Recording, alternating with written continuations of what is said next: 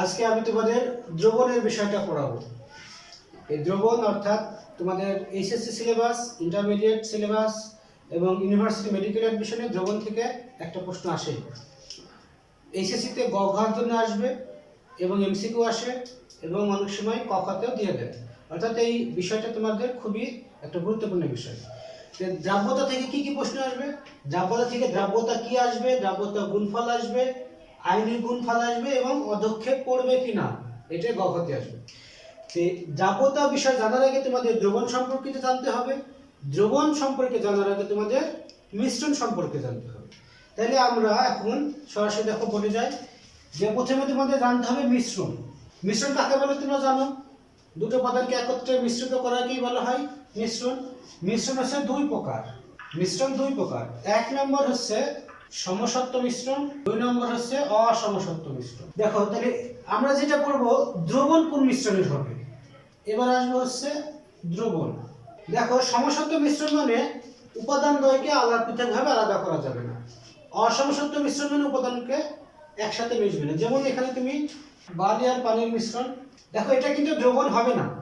আর সমসত্ব মিশ্রণে কি হবে? দ্রবণ হবে। দ্রবণ দেখো এখানে আমরা কি লিখতে পারি?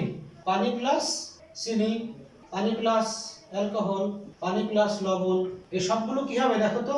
এই সবগুলি তোমাদের দ্রবণ হবে, আর এটা দ্রবণ হবে না। তোমাদের সিলেবাসে যেহেতু দ্রাব্যতা বিষয়টা আছে, তাহলে আমরা আজকে পড়বো এই বিষয়টা নিয়ে, অর্থাৎ সমসত্ব মিশ্রণ নিয়ে। তাহলে সমসত্ব মিশ্রণ আমরা পাবো দ্রবণ। দ্রবণ আবার সমান কি দেখো? দ্রব প্লাস দ্রাবক। তাহলে দ্রবণ কাকে বলবা তোমরা? দ্রব এবং দ্রাবকের মিশ্রণকে কি বলবা? দ্রবণ বলবা। এইখানে একটা শর্ত আছে, দ্রব আর দ্রাবক মিশ্রিত করলেই কি দ্রবণ হয়ে যাবে? যদি সেটা সমসত্ব মিশ্রণ তৈরি করে তাহলে দ্রবণ হবে, যদি সমসত্ব মিশ্রণ তৈরি করলে না হয় তাহলে দ্রবণ হবে না। তাহলে দ্রবণ আমরা বুঝলাম, দ্রবণের ইংলিশ হচ্ছে সলিউশন, দ্রবণের ইংলিশ হচ্ছে সলিউট, আর দ্রাবকের ইংলিশ হচ্ছে সলভেন্ট। এগুলো দেখবা অ্যাডমিশন পরীক্ষাতে আসে। তাহলে আমরা দ্রবণ বুঝলাম, দ্রবণ হচ্ছে দ্রবক এবং দ্রাবকের সমসত্ব মিশ্রণকে বলা হয় দ্রবণ। এখন এইবার আমাদের বলতে হবে, তাহলে এবার বলো তো দ্রবক কাকে বলে আর দ্রাবক কাকে বলবো? দেখো তোমরা একটা কমন সংজ্ঞা পড়েছো, যে দ্রবীভূত হয় তাকে দ্রব বলে আর যে দ্রবীভূত করে তাকে দ্রাবক বলে। কিন্তু এই সংজ্ঞাটা সব ক্ষেত্রে প্রযোজ্য হবে না, তাই আমরা এটা পড়বো না। আমরা পড়বো দ্রবণে যে উপাদানটির পরিমাণ কম থাকে। তাহলে দ্রব কাকে বলবো দেখো তো? দ্রবণে যে উপাদানটির পরিমাণ কম থাকে তাকে বলা হয় দ্রবক। আর দ্রাবক কাকে বলবা? তাহলে শুধুমাত্র দ্রবণে যে উপাদানটির পরিমাণ বেশি থাকে। তাহলে আমরা কি লিখতে? দ্রবক কি বলবো বলো? দ্রবণে যে উপাদানটির পরিমাণ কম থাকে তাকে বলা হয় দ্রব বা সলিউট, আর দ্রবণে যে উপাদানটির পরিমাণ বেশি থাকে তাকে বলা হয় দ্রাবক বা সলভেন্ট। অর্থাৎ দ্রব এবং দ্রাবক মিলে কি তৈরি করলো? দ্রবণ তৈরি করলো। এখন এই দ্রবণ থেকে তোমাদের সিলেবাসের বিষয়গুলো সবই আসবে। তাহলে দেখো এবার আমরা যাব দ্রবণের প্রকারভেদে। দ্রবণের প্রকারভেদ দেখো, দ্রবণ হচ্ছে তিন প্রকার। দ্রবণ কয় প্রকার?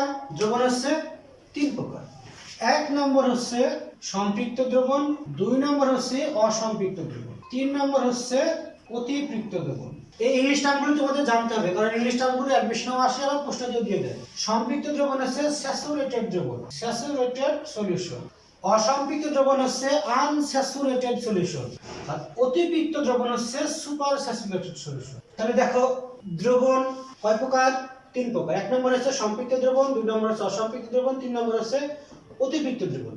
অনেক বই দেখবা তোমাদের এই দুটাকে এক হিসাবে দেখাইছে, অর্থাৎ অসম্পৃক্ত দ্রবণ এবং অতিপৃক্ত দ্রবণ একই দ্রবণ হিসাবে চিহ্নিত করছে।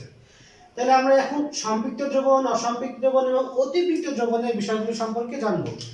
এর আগে তোমাদের আরেকটা বিষয় জানতে হবে, হচ্ছে দ্রাব্যতা। তাহলে আমরা যদি এখন দ্রবণে আসলাম, দ্রাব্যতার বিষয়টা বুঝলে দেখো তোমরা এখান থেকে আর একটু তিনটা দ্রবণ সম্পর্কে ধারণা পাবো। দেখো দ্রাব্যতার তিনটা বই তিন ধরনের সংজ্ঞা আছে, কোনটা 100 গ্রামে দিয়েছে, কোনটা 1 লিটারে দিয়েছে। তা আমরা সহজে লিখবো দ্রাব্যতা 100 ml দ্রাবকের যতটুকু পরিমাণ মিশ্রিত করলে নির্দিষ্ট তাপমাত্রায় ঘনমাত্রা সর্বাধিক হবে। এখন দ্রাব্যতার ইংলিশ হচ্ছে সলিবিলিটি, তাই তোমাদের ইংলিশটা জানতে হবে, কারণ ইংলিশ দিয়ে প্রশ্ন দেয়। দ্রাব্যতা কি লিখবা? সলিউবিলিটি। দেখো দ্রাব্যতা বিষয়টা নির্দিষ্ট, অর্থাৎ প্রত্যেকটা যৌগেই নির্দিষ্ট তাপমাত্রায় একটা নির্দিষ্ট পরিমাণ দ্রবীভূত থাকবে। যেমন সোডিয়াম ক্লোরাইড এর দ্রাব্যতা 36 গ্রাম পার 100। অর্থাৎ সোডিয়াম ক্লোরাইড যদি আমরা 100 ml দ্রাবক অর্থাৎ পানিতে মিশ্রিত করি তাহলে 36 গ্রাম পর্যন্ত 36 গ্রাম যদি দিই মিশ্রিত করি তাহলে সেটা হবে সোডিয়াম ক্লোরাইডের দ্রাব্যতা। এখন প্রশ্ন হচ্ছে স্যার যে যদি আমরা মনে করে 50 গ্রাম মিশ্রিত করি 100 ml তাহলে কি ধরনের হবে, বা যদি আমরা মনে করো যে 20 গ্রাম মিশ্রিত করলাম তাহলে কি হবে। দেখো যদি আমরা 36 গ্রাম NaCl 100 ml মিশ্রিত করি এটা অর্থাৎ ঘনমাত্রা সর্বাধিক, এখানে তোমার দ্রাব্যতা কম হবে না আবার অধিক হওয়ার কারণে অধক্ষেপও পড়বে না, তাহলে এই ধরনের দ্রবণকে বলা হবে সম্পৃক্ত দ্রবণ।